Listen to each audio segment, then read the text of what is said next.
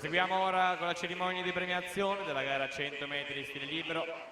Ragazzi, femmine, consegna le medaglie il signore Gilberto, Federazione Italiana Nuoto Cronometristi.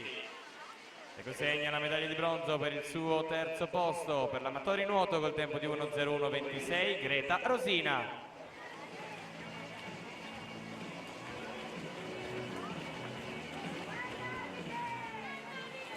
Secondo posto, medaglia d'argento per il circolo nuoto Wisp col tempo di 1:01:24, Sara Marisaldi.